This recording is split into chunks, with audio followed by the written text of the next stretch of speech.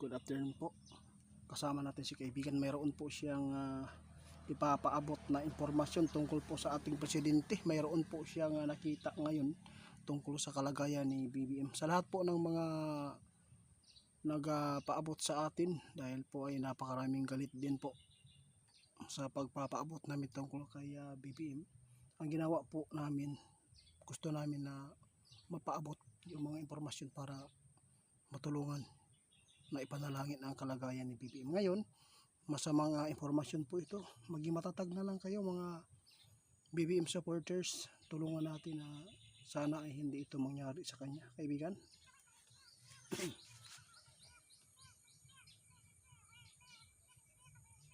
Nako guys, totoo yan kaibigan. Ito ang nakita ninyo. Ito ang nakita ng mga kaibigan natin guys. Masamang impormasyon po ang naihati ng kaibigan tungkol kay BBM. Alam po ninyo, sa totoo lang guys, pilit ipinapagita ng lahat na si BBM ay kayang tumindig bilang Pangulo. Dahil po kahit mayroon ng karamdaman nito, ipinapakita pa rin niya sa madla. Dahil po alam po ninyo, marami talagang mga tao na nagdadasal na mamatay na lang dahil po sa nangyayari dito sa ating bansa sa flood control. Masamang impormasyon po ito sa lahat po ng mga supporters ng BBM. Huwag kayong magalit po.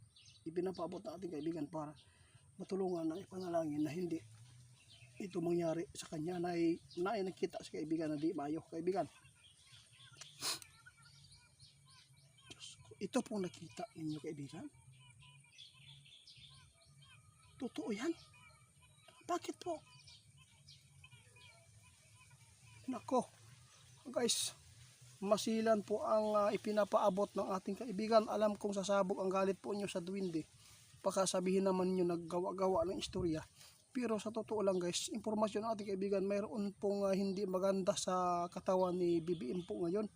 Medyo nakita ng ating kaibigan, may update na hinang-hina talaga ang pangangatawan po ni BBM. Kaya sa lahat ng makapanood, kung ano man po ang aming ipinapabuot noong isang araw, talagang totoo yun.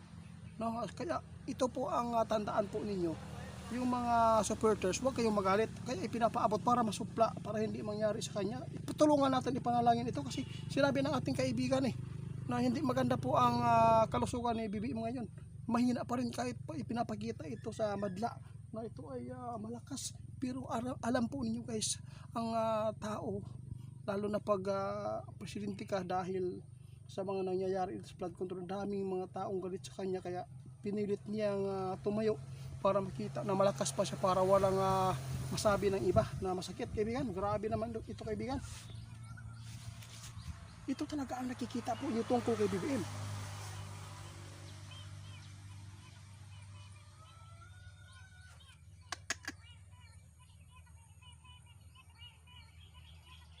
Kaluoy guys, ang nakita ni kaibigan ngayon si BBM guys, may masamang nangyayari kay BBM ngayon.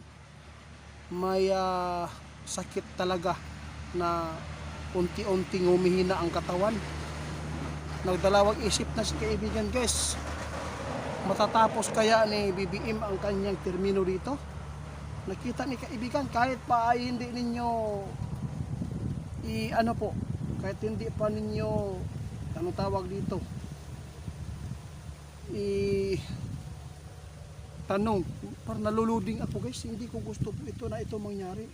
Kahit pa itanong pa ninyo yan sa kinauukulan, talagang mayroon talagang nakita, no, si kaibigan na ito ang karamdaman ngayon ng ating presidente. Hindi maganda po ang kanyang sitwasyon. Kaibigan, grabe naman po ito kaibigan. Kung totoo po ito, nakakaawa naman po ang kalagayan pala ni BBM ngayon. Ha?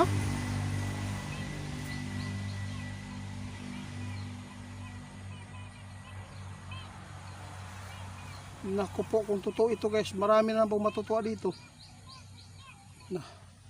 Guys, si kaibigan nagpaabot ngayon po na sana ay magpatawad tayo alam po ninyo mga idol, si kaibigan may impormasyon na nakita tungkol po sa kalagayan ni BBM.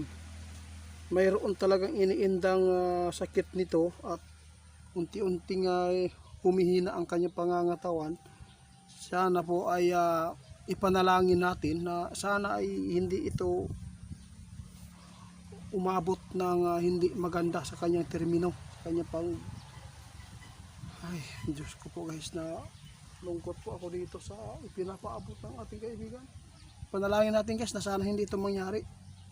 Marami pong nagdarasal dito na hindi maganda para kay BBM. Ang katunayan dito, nakita ng ating kaibigan na talagang tiningnan ngayon ng mga doktor yung kalagayan. Kahit hindi man nila sabihin yan, alam po natin, alam po ng ating kaibigan ngayon na may matinding karamdaman po ngayon ang ating presidente. Nakita ni kaibigan guys, in-update po niya tayo dahil po sa pag-viral sa social media tungkol po sa sakit na yan. Totoo po ang mga balita ngayon guys, na kahit pasabihin man ninyo na malakas pero ang katawan ng tao, katawan talaga na mahina, no? Hindi tayo tulad ng bato na ito ay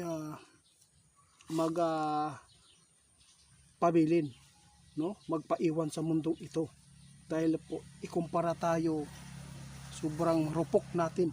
Kahit pasabihin ninyo malakas, nakapag-speech pa nga, pero sa totoo lang guys, sa kanyang kalagayan ngayon, hinang-hina na po siya. Nakakaawa po no kaibigan.